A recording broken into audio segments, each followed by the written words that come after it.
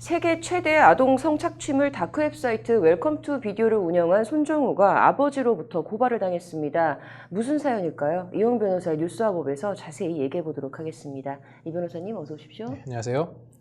네, 일단 손 씨 아버지가 지금 자신의 아들을 고발을 했습니다. 이게 지금 어떤 상황인 겁니까? 네, 이제 손 씨의 그 아버지가 아들을 이제 고소장 접수하긴 했는데 엄밀히 말하면 피해자가 아니기 때문에 이제 고발장으로 봐야 될 것 같아요. 그래서 좀 그렇게 질문해 주셨는데요. 네. 이제 손 씨 같은 경우는 이제 세계 최대의 그 아동 성착취물 다크 웹사이트죠. 네. 그 웰컴 투 비디오를 운영하면서 이제 아동 청소년 이용 그 성착취물 수천 개를 이제 배포한 혐의를 받고 있는데요. 네.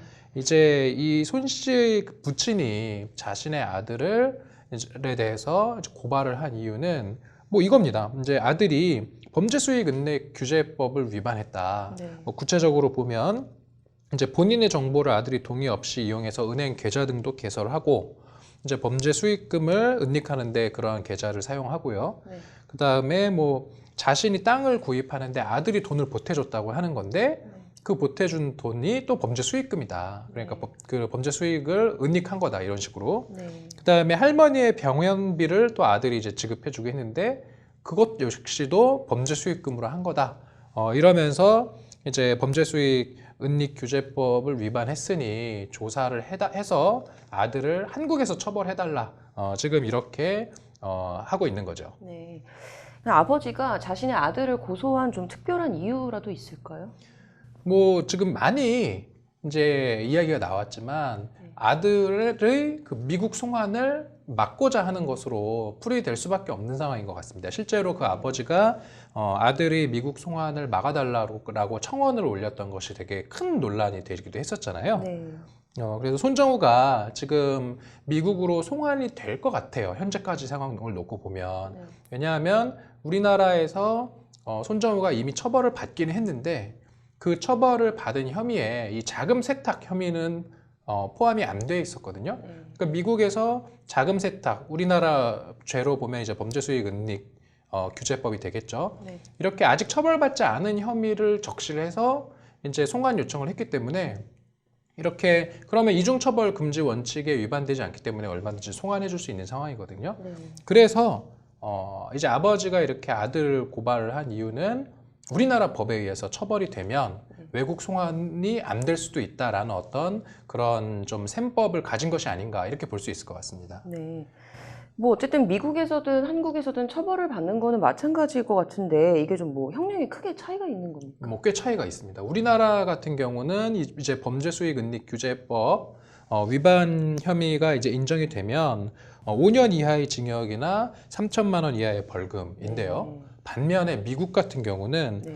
자금 세탁 규모가 50만 달러 이상인 경우에는 최대 징역 20년까지 처해질 수 있고 50만 달러 미만인 경우에는 최대 10년을 선고받게 되어서 네. 지금 뭐 이제 5년 우리나라 같은 경우 5년 이하인데 지금 미국 같은 경우는 최대 20년까지도 갈 수 있는 네. 그런 상황이니까 이제 손 씨의 부친 입장에서는 아들이 우리나라 법에 의해서 처벌받는 것이 꼭 필요하다 이렇게 지금 보고 있는 것 같습니다. 네.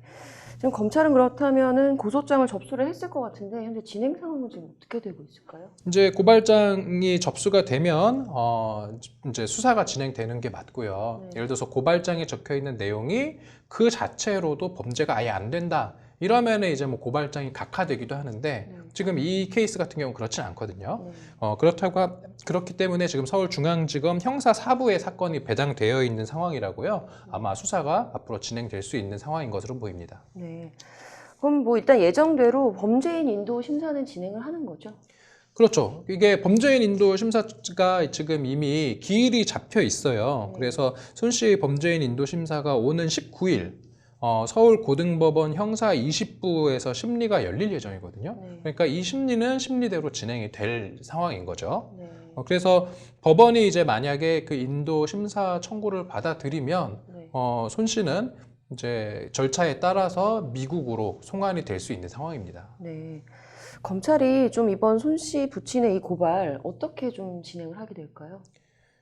이거 조금 저도 고민스럽더라고요. 이게 어쨌든 범죄인 인도 심사 이제 심리가 열릴 것이고 그 심리 결과 이제 손 씨가 이제 미국으로 송환이 될 가능성이 있고 그래 보이는데 지금 손 씨에 대해서 어쨌든 뭐 고발인이 부친이기는 하지만 네. 어쨌든 적법한 고발이 있었기 때문에 제가 봤을 때는 손 씨가 송환되기 전까지 시간이 된다면 아마 조사를 하게 될 것 같고요. 그런데 그 조사가 1, 2개월 만에 바로 다 맞춰지긴 좀 어려울 것 같거든요. 그렇다고 한다면 손 씨에 대한 우리나라 검찰의 그 수사가 맞춰져서 기소되기 전에 아마 손 씨가 미국으로 송환되지 않을까. 네. 송환이 되면은 손 씨에 대한 어떤 그 이후의 수사나 재판은 어려워지기 때문에 이런 경우에는 기소 중지 처분을 할 수 있거든요. 네. 그렇게 좀 진행되지 않을까 예상해 봅니다. 네. 뭐 좀 아버지의 마음이 이해는 가지만서도 좀 그에 마땅한 처벌을 받아야 되지 않나 싶네요. 오늘 잘 들었습니다.